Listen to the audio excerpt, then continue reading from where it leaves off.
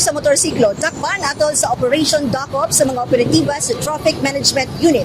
Sikop kini og napalgan nga hubog sa ilimnon. Usa ka wala na ilhi nga driver nga adunay traffic violation ang nakadagan niadtong Mayo 7, 2024 sa alas 5:20 sa hapon human nga siya nakanaog sa motorsiklo nga iyang gimanihuan atol sa pagpanakop ang gipangita sa pagkakaron. Nasayran nga dili kini gipanag-iyahan sa wa mailhi nga driver o gikumpirma sa maong owner nga taga Barangay Kaganguhan, Panabo City nga ang unit nga Yamaha XTX nga adunay plate number LA92335 na wala o gitahong na motor nap niadtong Mayo 7, 2024 sa bandang alas 5 sa hapon taplin sa Herlin's store. Kuha kini base sa blotter report nga napadangat ngadto sa buhatan sa kapulisan. Matud pa ni TMU head nga padayon ang ilang function and duties alang sa apprehension o sa pagpanakop sa mga nakalapas sa balaod trapiko. So, yung nga instance, makalocate jud tag mga unit nga kana mga na motor nap.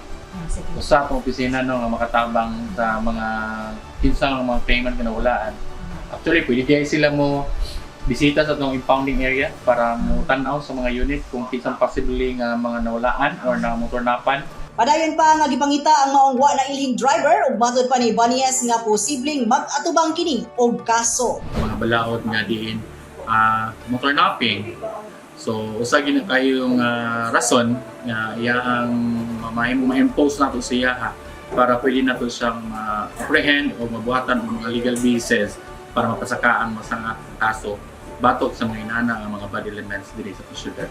Sa kasamtangan, nagasikaso na ang giingong tag-iya sa motor sa mga rekisitos aron masumite o mabalik na sa iyaha ang maong motorsiklo.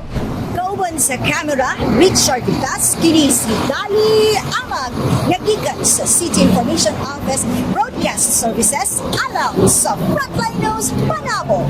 Importante, informed.